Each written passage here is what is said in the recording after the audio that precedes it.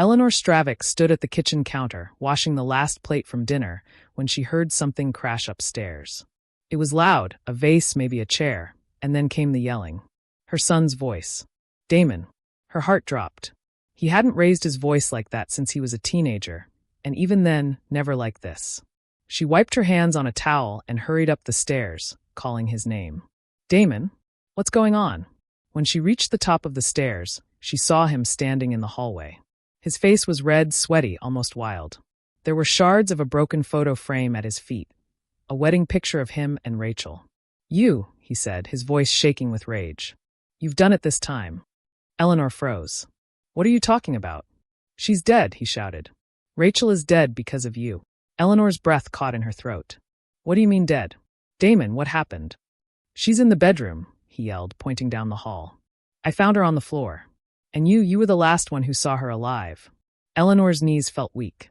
She stumbled toward the bedroom, but before she could take 2 steps, Damon grabbed her wrist hard. You think I don't know, he hissed. You've hated her since the day we got married. You were always telling her what to do, always judging her. I loved her like a daughter. Eleanor cried, tears filling her eyes. Why would I hurt her? You wanted her gone. His voice broke into a bitter laugh. Well, congratulations, Mother. You got your wish. Before Eleanor could say another word, Damon pushed her back toward the basement door. Damon, please. Don't do this, she begged, but he yanked the door open, shoved her inside, and slammed it shut. She stumbled down the steps, hitting her shoulder on the wall before landing hard on the cold concrete floor. The lock clicked above her head. For a moment, Eleanor just sat there, stunned, her chest heaving. It was pitch black, the kind of darkness where you can't see your own hand. Damon, she screamed. Please let me out. No answer. She climbed back up the steps and banged on the door with her fists. Damon, I didn't do anything. Please. Through the floorboards, she could hear him walking. Then his voice, calm now, almost too calm. Yes, this is Damon Stravik, he said. Her blood turned to ice. He was on the phone. I need to report a murder. Eleanor pressed her ear to the door, shaking. Yes, it was my mother. I found her standing over my wife's body. She had a knife. No, Eleanor screamed, but he kept talking, his voice steady, convincing. She's locked in the basement now, Damon said. I'm afraid she might hurt herself, or someone else. Please come quickly. Her hands trembled as she stepped back, clutching her chest. He was framing her. Her own son was framing her for murder. She slid down the wall and sat on the bottom step, tears streaming down her face. This couldn't be real. She had raised him better than this. Minutes passed, or maybe it was hours, until her throat was raw from screaming. No one came. She could hear Damon moving around upstairs, maybe cleaning, maybe hiding evidence. The house was too quiet now. Too perfect. Eleanor wiped her face with the back of her sleeve and forced herself to breathe. If she stayed here, she would be found by the police, exactly where Damon wanted her, trapped, defenseless, guilty by default. She couldn't wait for them to come. She had to get out.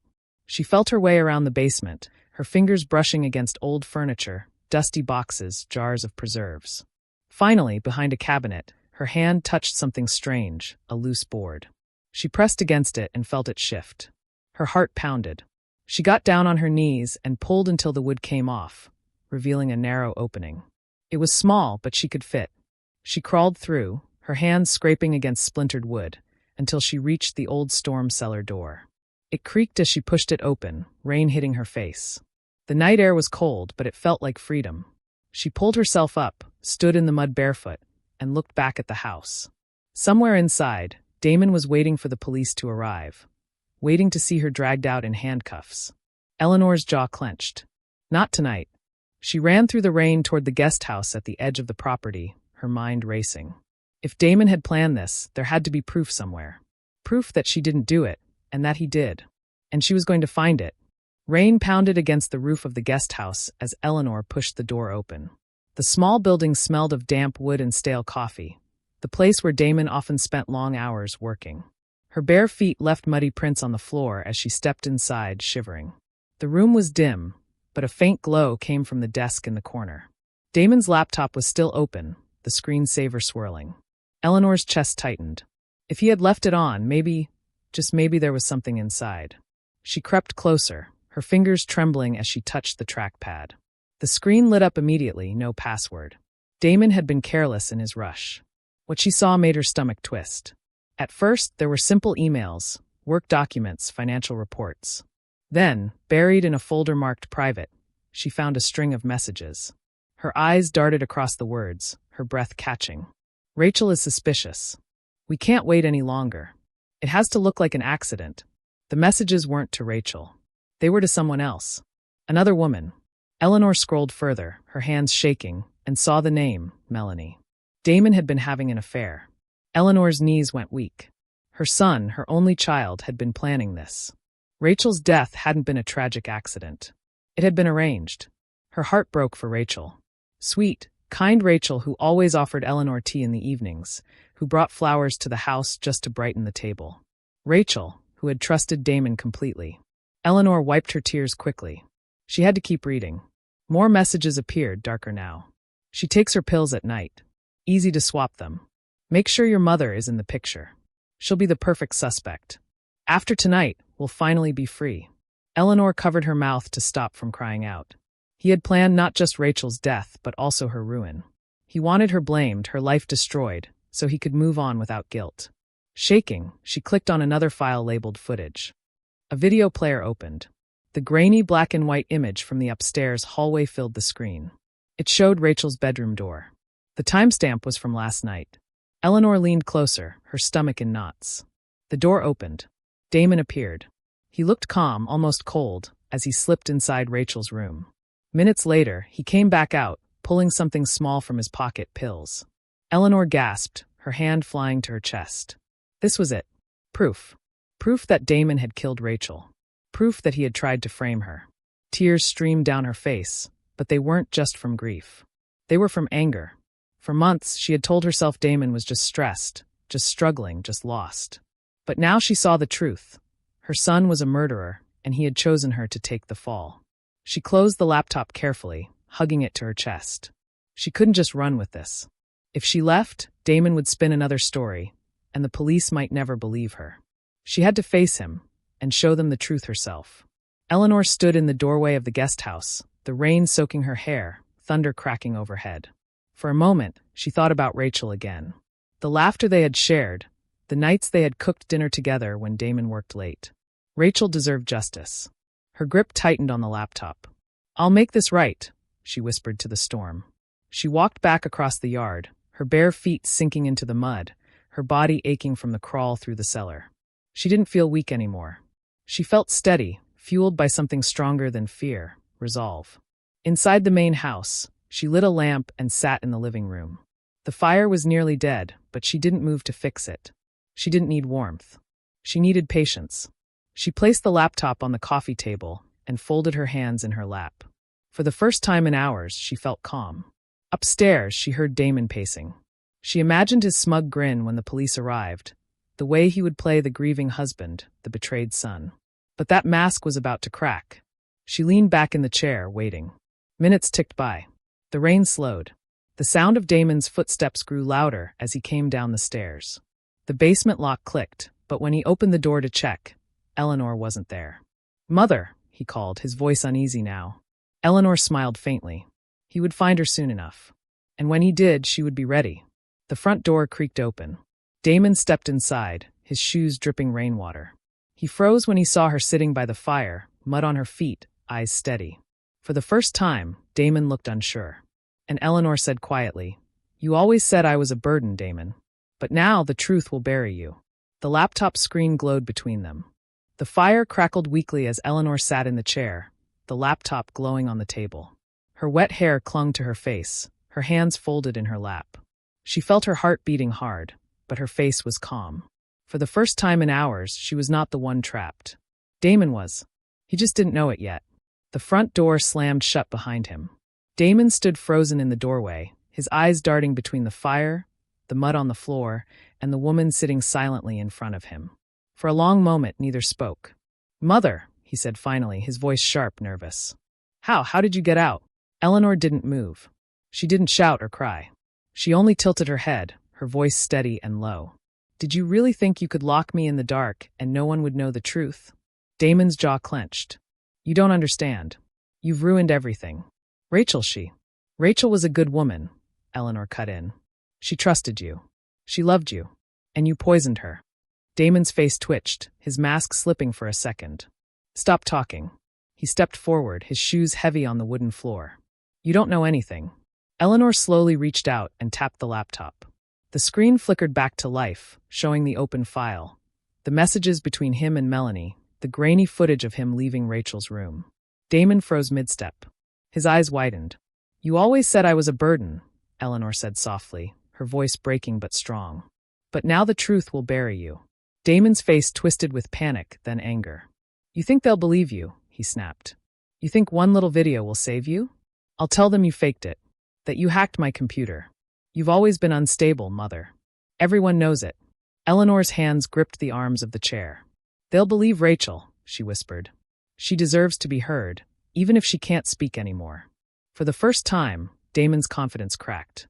He glanced at the front window. Red and blue lights flickered faintly in the distance. The sound of sirens grew louder. Eleanor saw the fear wash over him. He had called the police, but he had never expected her to be sitting here, waiting, with the truth in her hands. Damon rushed forward, his hand outstretched, reaching for the laptop. Give it to me, he shouted. Eleanor pulled it closer, hugging it to her chest. For a moment they struggled, mother and son, their faces inches apart. His eyes burned with fury, hers with pain. You killed her. Eleanor screamed, her voice echoing through the house. You killed Rachel, and you tried to destroy me. Damon shoved her back into the chair, but he didn't take the laptop. His hands shook too much. His plan was falling apart, and he knew it. The sirens grew louder. A car door slammed outside. Then another. Boots crunched on gravel. Damon's eyes darted around the room like a trapped animal. It doesn't matter, he whispered harshly. I'll tell them you attacked me. That you staged this whole thing.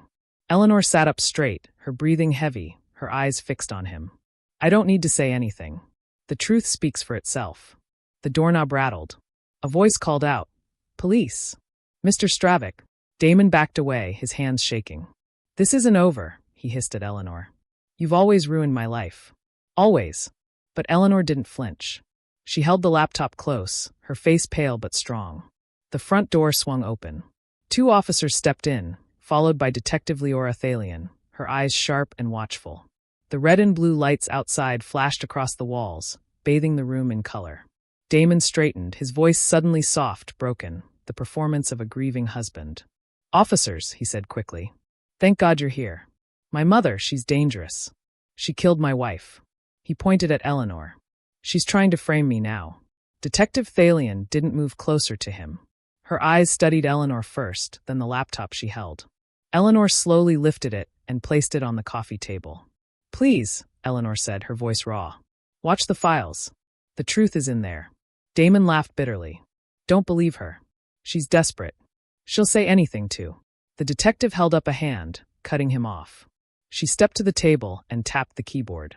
The screen lit up with Damon's messages, his affair, his plan, his betrayal. The footage began to play, showing Damon slipping into Rachel's room. The room fell silent, except for the faint crackle of the fire. Damon's face drained of color. He opened his mouth to speak, but no words came out. Eleanor watched him quietly. The son she had once rocked to sleep, the boy she had once believed could do no wrong, stood frozen in front of her. Not a son anymore, but a stranger. The officers moved forward, their hands on their cuffs. Damon stumbled back, shaking his head. No, this isn't. But his words were lost under the sharp click of metal as the handcuffs locked around his wrists. Eleanor closed her eyes. For the first time all night, she felt something like peace. But it wasn't over yet. Not until Rachel's name was cleared and justice was done. Damon's arms were pulled behind his back, the cold snap of handcuffs echoing through the room. His chest heaved, his face twisted with rage and panic. This is a mistake, he shouted, his voice cracking. She's framing me. She's my mother, and she's lying to you all. Detective Leora Thalion didn't look at him. Her eyes stayed on the laptop screen, the damning video looping again and again. Damon slipping into Rachel's room, pulling the pills from his pocket, leaving just minutes before Rachel died. The messages sat open too, every word dripping with guilt. One officer tightened his grip on Damon's arm, forcing him toward the door. Save it for the station. Eleanor sat still in the chair by the fire, her hands resting on her lap. She should have felt triumphant. She should have felt safe. But all she felt was heartbreak. She looked at her son, the boy she had raised, the man he had become, and she saw nothing familiar anymore. Only a stranger. "Mom!" Damon shouted suddenly, his voice cracking into desperation. "Please, tell them you're confused. Tell them it's not true." Eleanor's eyes filled with tears, but her voice stayed steady. "I can't save you, Damon. Not from this. Rachel deserved better. And so did I." Damon thrashed in the officer's grip, his face red, his spit flying as he screamed. "You ruined me. You always controlled me. This is your fault." The words cut through her like knives, but Eleanor didn't flinch. She had heard those words before. When he was younger, when he didn't get what he wanted, when Rachel tried to calm him down. But this time, she let them pass through her, knowing they no longer held power. The front door opened, and the cold night air rushed inside. Damon was dragged across the threshold, still yelling, still denying, his voice echoing into the rain. The flashing lights of the police cars washed over the house in harsh red and blue.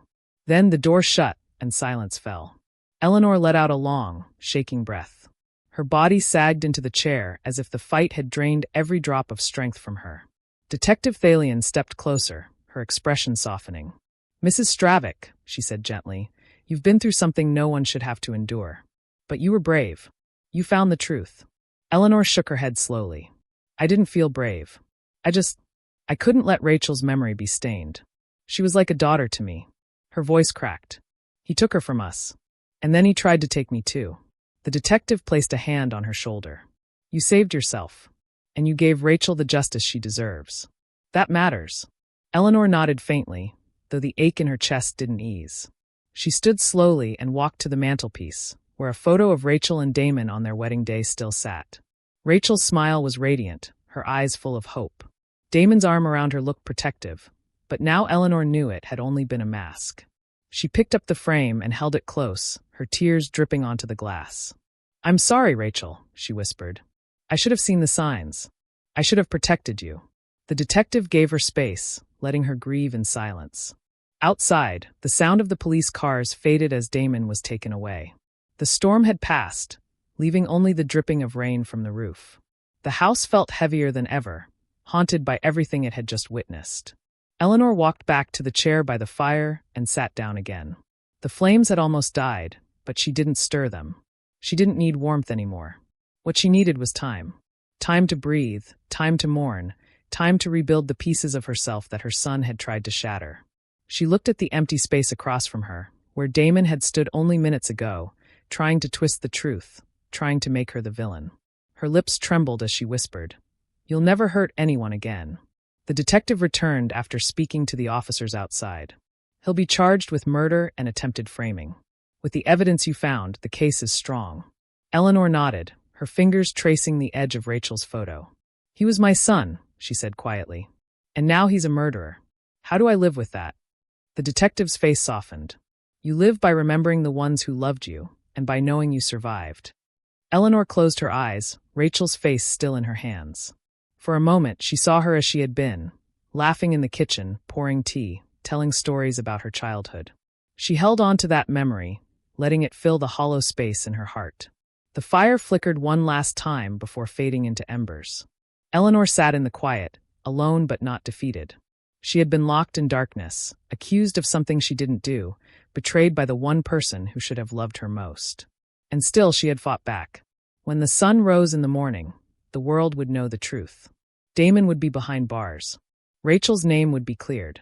And Eleanor, though broken, would endure. Because the truth had buried the lies. And it had set her free.